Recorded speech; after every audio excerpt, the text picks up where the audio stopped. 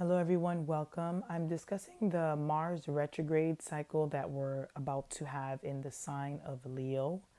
It will retrograde on December 6th at the 6th degree of Leo, and it will go direct on February the 24th, 2025, at 17 degrees of Cancer.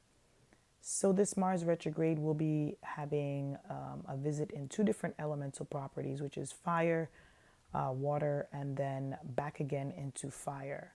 So, Mars retrograding will start in Leo, which really deals with your heart, right? Your pride and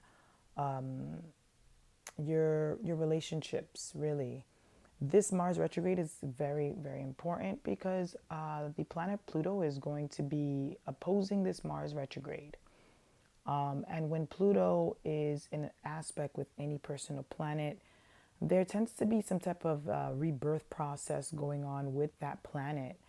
And it's very crucial, this Mars retrograde, because Pluto and Mars are the ancient and modern rulers of Scorpio. So Pluto, ancient ruler of Scorpio, now is the new modern ruler of Scorpio, and then Mars, which now only rules over Aries.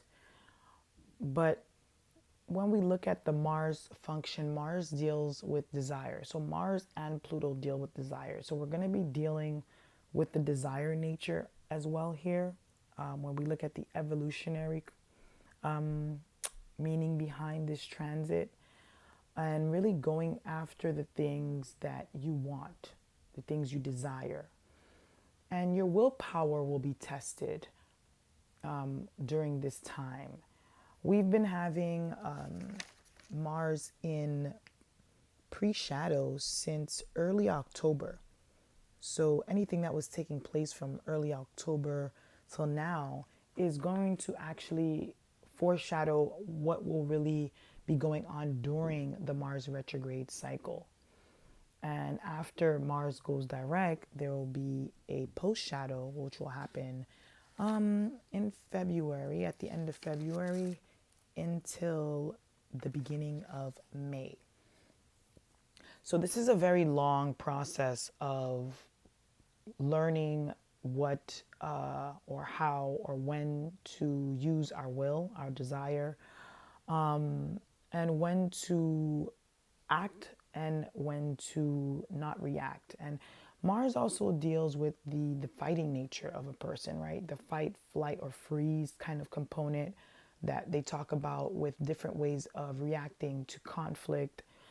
Because conflict can be something that can arise, and how you're dealing with conflict resolution, how you're dealing with the conflicts or the conflicting desires.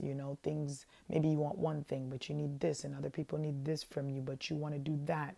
That may be something that can come into play with this. Because Pluto and Mars are strong components of sex, sexuality, conception, birth, sexual appetites, relationships, cheating, rumors, divorces, marriages, abuse. All of these things are going to be highlighted because there will be some type of back and forth happening, either with you or another person, or internally, where you're trying to balance those desires. Wherever Leo and Cancer is in your chart, whatever houses they're ruling, or whatever planets you may have in those areas, those planets will be affected by this Mars retrograde. This is a time a time for you to be able to see how to channel your anger, your your physical strength. I would say to use the Mars retrograde cycle in a healthy way would be to try to use it for yourself. So, example, going to the gym, working out, doing anything that allows you to sweat, right? So, a lot of babies can also be conceived around this time because the Mars in Leo and Cancer are very sexual signs that we don't really talk about, but they are, because they rule the mother nature and the child's soul, spirit. So you're also going to see dynamics being played out with that as well, the mother and the child, or the guardian and the child. Relationship dynamics between parents and their children can also come into play, whether you're an older parent, younger parent. You can be grown, and this could be something you're dealing with a parent, or some type of paternal figure in your life. I have been seeing that a lot of people are using this Mars retrograde cycle as a way to kind of go back in, like come back into themselves. The energy of the Mars retrograde is opposing Pluto, which is now in Aquarius, but it has me thinking back to when Saturn was in Aquarius, and we were having, COVID and the lockdown. And I think that we're going to go back to that kind of time before we were shut indoors and we were not able to really be free and be ourselves and express like fire needs to. I think there will be some type of revisiting of that energy of what really brings us life, what makes us happy again. I think this is going to be a return of that for a lot of people with this Mars retrograde cycle. So, yeah, this is all I really wanted to talk about with the Mars retrograde cycle. I hope you guys enjoy it. And if you guys can comment below if you guys are going through anything particular with the Mars retrograde cycle, how are you using it? Do you have any aspects to your Mars? And are you noticing any shift?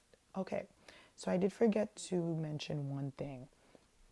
If you are born with a Mars retrograde on your chart, whether it's post shadow or pre shadow, before, after the retrograde, this is a window of time that will open for you to be able to initiate all the things you've been trying to since 2022, 2023, since the last time Mars was retrograding. Mars went retrograde in Gemini at the end of the year in 2022 into 2023, early 2023. So think back to that time, what was happening, so that you're now wrapping up that time frame. Okay, so anytime Mars retrogrades in the sky, it is a green light for you if you have a Mars retrograde natally in your chart. So, thank you guys again for listening, and I'll see you guys in the next video.